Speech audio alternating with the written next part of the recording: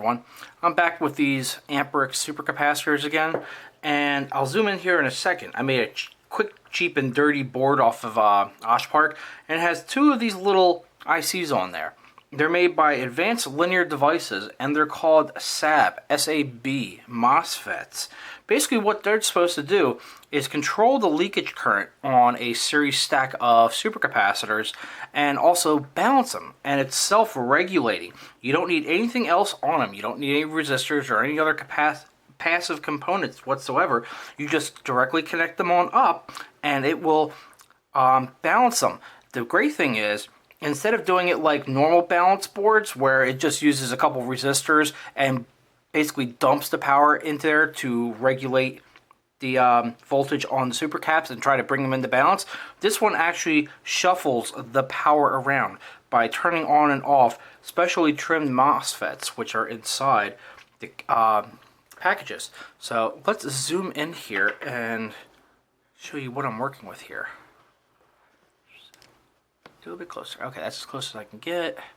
And there we go. And you can see these are, they're upside down right now, but ALD 810026. So basically these are made by Advanced Linear Devices. They're the 8100 series, which means there are 4 MOSFETs inside that package. And the 2.6 means that they start conducting at 2.6 volts. Anything below that and it won't really do anything. So they have a whole range. I think they start at like 1.8 volts and go all the way up to 3 volts. So I just happen to randomly pick, let's try 2.6 and see what happens with it. So let me zoom back out here. And let me get these out of the way now, because this was my test rig that I put together, and guess what? Yep, I got another one of these. So let me refocus on that. There we go, that's much better. So what we have here is a 6-cell, or why the heck do I cut off? Where the hell is the 6th cell? Oh my god. I gotta go back and fix this real quick.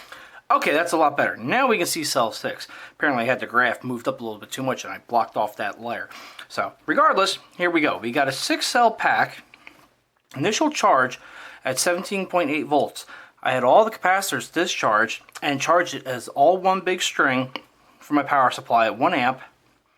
Got up to 17.8, and here's the voltages it initially came through with. And you can see right here, there's about a 1/10 of a volt change between all 6 capacitors. Now I left it on the charger, just trickle charging it, and kept them at 17.8 for 1 hour, 2 hours, 3 hours, and 4 hours.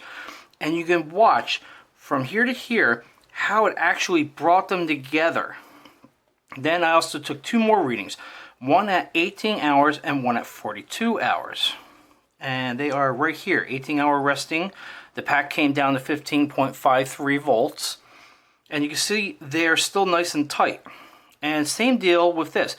From 18 hours to 42 hours, more than double the time, the pack only lost, what is that, 800 millivolts. That's it.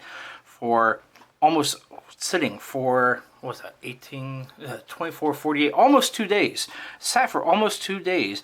And you can see how the curve got a lot less steep. And they're still fairly tight.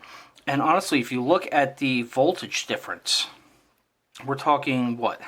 The best one, most discharged is 2116, the least discharged is 19%. A 2% difference, or an equivalency of 2.443 volts on that capacitor to 2.479. We're talking 3/100ths of a volt. That's it.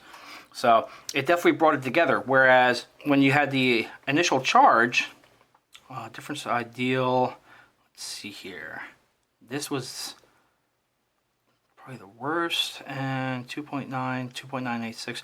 We're still only talking hundredths of a volt. So all these caps apparently work very good together. They're a good quality cap. So you didn't get that much of a variance when you first charged them up. But you can see how a simple little chip that only cost $3 actually brought it even tighter and actually balanced it without really wasting any power, which was beautiful. I love it. So my next step is to take this spider, basically this spider, make a better board, because I did this quick and dirty for about an hour on a Saturday night, sending it out to Oshpard. Didn't even think about the way I set it up. It's all lined up correctly, but I got all these extra holes and everything. I can make the board much more efficient, because for a project, I'm going to actually need, was it 5 strings? Yeah, 5 strings of these. So I got to make up 5 of these boards. I'm going to combine this with one of those supercapacitor protection boards, and that's going to lead into my nice project I'm doing in the next month or so, maybe a month or two. But if you have any questions or comments about this, go ahead and leave them down below. Thank you.